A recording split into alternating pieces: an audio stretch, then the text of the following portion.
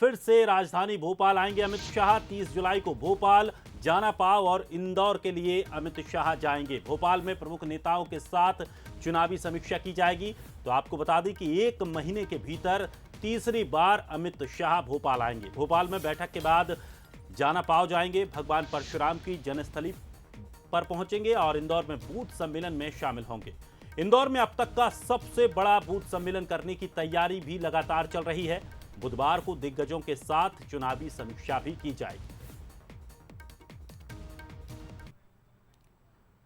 तो एक बड़ी अपडेट आपको बता दें, जहां अमित शाह एक बार फिर से भोपाल दौरे पर रहेंगे। मध्य प्रदेश में उनका इसी महीने ये तीसरा दौरा रहने वाला है और उनके तमाम कार्यक्रम भी रहेंगे। खास करके अगर इंदौर की बात करें तो इंदौर में एक बड़ा बूथ सम्मेलन होने जा रहा है और एक ये बड़ा कार्यक्रम रहेगा जहां अमित शाह बूथ कार्यकर्ताओं के साथ संवाद करेंगे, सम्मेलन रहेगा। तो इसको लेकर तैयारियां भी लगातार चल रही हैं। चलिए और अधिक जानकारी के लिए न्यूज रूम से एग्जीक्यूटिव एडिटर मनोज सैनी हमारे साथ जुड़ गए हैं। मनोज जी, एक बार फिर से ये देखा जा रहा है कि तीसरी बार अमित शाह एक ही महीने में मध्य प्रदेश के दौरे पर रहेंगे। इंदौर में बड़ा कार्यक्रम भी होना है। क्या कुछ लग रहा है, क्या अमित शाह इस बार मध्य प्रदेश में कोई भी कोर कसर नहीं छोड़ना चाहते? निश्चित रूप से अमित शाह का मध्य प्रदेश में लगातार तीसरी बार आना ये बता रहा है कि उन्होंने पूरी तरह चुनाव पर, मध्य प्रदेश पर अपना ध्यान केंद्रित कर दिया है। और आप देखिएगा कि पहली बार जब वो 11 जुलाई को आए, दूसरी बार कल यानी यहाँ पहुंचे 26 जुलाई को, और अब फिर एक बार आने की तैयारियां हैं। तैयारियां अगली बार जो रहेगी उसमें मालवा भी शामिल कर लिया गया है, क्योंकि मालवा में बूथ सम्मेलन इंदौर में करने जा रहे हैं भारतीय जनता पार्टी, और ये अब तक का बड़ा एक बूथ सम्मेलन होगा, जिसमें हो सकता है कि इंदौर के साथ उज्जैन संभाग भी शामिल हो जाए। दूसरी बात यह है कि जब भोपाल पहुंचेंगे पहले, तो भोपाल में फिर वरिष्ठ नेताओं के साथ चर्चा करने वाले, हो सकता है कि मीडिया के साथ भी बात करते हुए नजर आए, ये भी कहा जा सकता है। लेकिन उसके साथ ही एक बड़ा मैसेज यहाँ से देने की अब तैयारी में है अमित शाह। ये बताना चाहते हैं कि उनके लिए मध्य प्रदेश कितना महत्वपूर्ण। मेरे साथ इस वक्त हमारे न्यूज हेड शरद द्विवेदी जी भी जुड़ रहे हैं। शरद जी, बार बार अमित शाह का आना, हालांकि कई बार हम इस चर्चा करते रहे कि अमित शाह जी जब ये ठान लेते हैं कि मध्य प्रदेश के साथ आगे बढ़ना, उत्तर प्रदेश में हमने देखा है, तो क्या इस बार बिल्कुल कटा ये कहा जाए कि केंद्र में रख लिया है अमित शाह जी ने, मध्य प्रदेश को तीसरी बार आ रहे हैं, मायने क्या?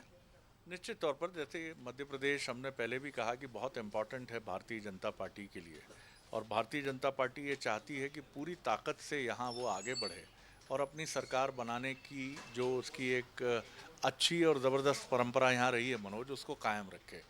लेकिन मुकाबला काफ़ी कठिन है, चुनौतीपूर्ण है, और 2018 ये बताता है कि कोई गलती करने की ज़रूरत नहीं है, और अमित शाह ये चीज़ समझ रहे हैं।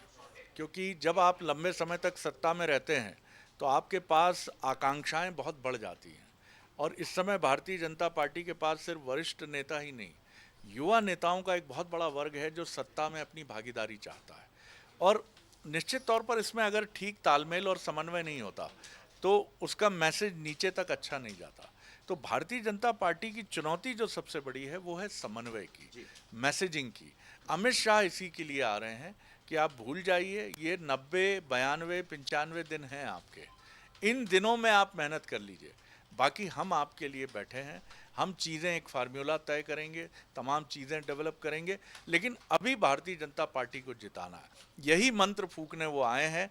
और ये मंत्र अगर वो ठीक तरीके से फूक पाए तो बेड़ा पार भी हो सकता है। संत रविदास जयंती का कार्यक्रम, यानी जाति को जोड़ना, एक न्यायाधीश आज ही ज्वाइन कर लेते भारतीय जनता पार्टी, उनके ठीक जाने के बाद सुबह सुबह वो ज्वाइन कर लेते, वो भी जनजाति क्षेत्र से आते, पांडुना, संभावना है कि पांडुना से अपना भाग आजमा सकते।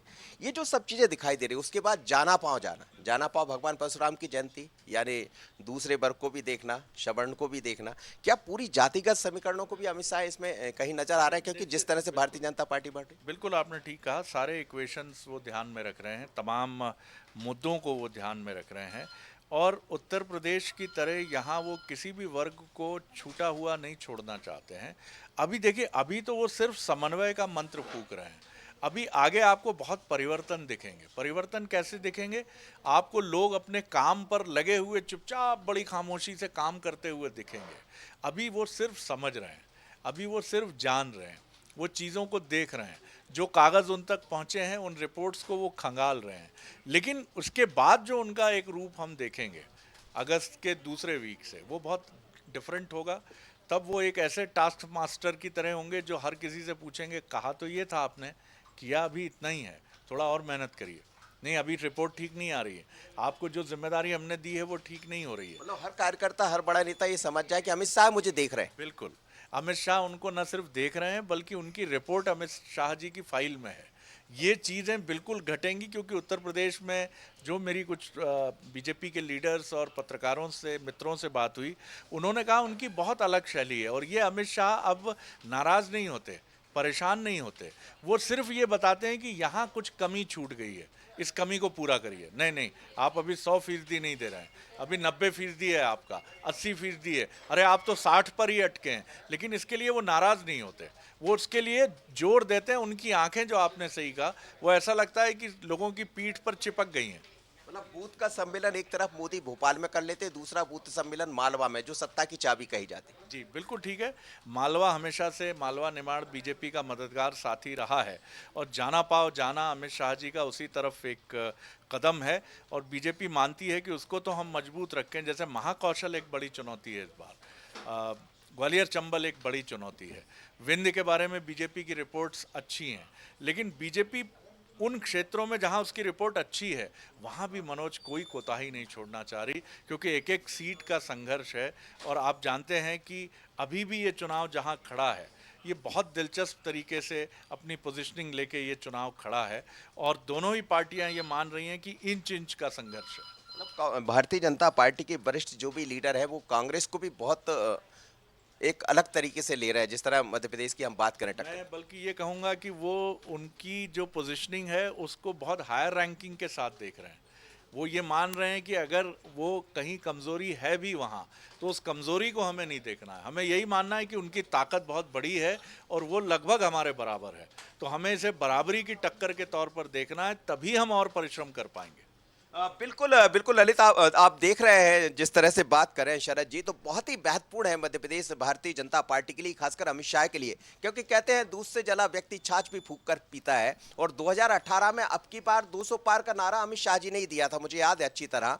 वो जरूर है कि उस नारे को भी पूरा नहीं कर पाए और जो टारगेट अचीव करना था उस तक भी नहीं पहुंच पाए। लेकिन एक बार फिर अब की बार 200 पार का नारा है, तो मुझे लगता है पिछली बार जो कमियां छूट गई उनकी बराबरी कर लेना और जहां और बेहतर तरीके से समन्वय के साथ बढ़ा जा सकता है, इसीलिए बार बार यहां पहुंच रहे हैं। लेकिन निश्चित रूप से अमित शाह का मध्य प्रदेश में तीसरी बार आना कई सारे मायने हैं और आगे आगे देखिए बहुत कुछ दिखने वाला। और बिल्कुल साफ तौर पर जिस तरह से जो मायने भी निकल कर सामने आ रहे हैं, इसमें संगठन को मजबूती, बूथ को मजबूती, जमीनी पकड़, इनके साथ साथ सबसे बड़ा जो एक अमित शाह का प्रभाव है, उससे विपक्ष को मानसिक रूप से लगातार दबाव में रखने का काम भी लगातार किया जा रहा है। क्योंकि जैसे लगातार एक दिग्गज नेता बार बार प्रदेश का दौरा करता है, तो साफ तौर पर दूसरी जो पार्टी है, विपक्षी दल है, उस पर एक इसका असर जरूर पड़ता है कि वाकई इतने बड़े बड़े नेता इनके लोग रोज आ रहे हैं, रोज ये सुर्खियों में बने हुए हैं, तो कहीं ना कहीं कुछ ना कुछ कमी हमारे अंदर है और अब इसको कैसे पूरा करें उसकी एक टेंशन जरूर दे जाते हैं। शुक्रिया मनोज जी हमारे साथ जुड़ने के लिए।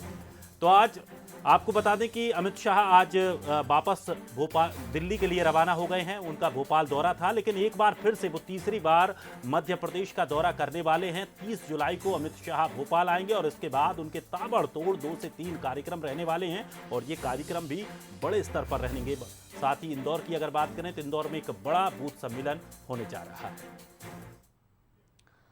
तो चलिए आगे बढ़ेंगे, आप बात करेंगे प्रधानमंत्री नरेंद्र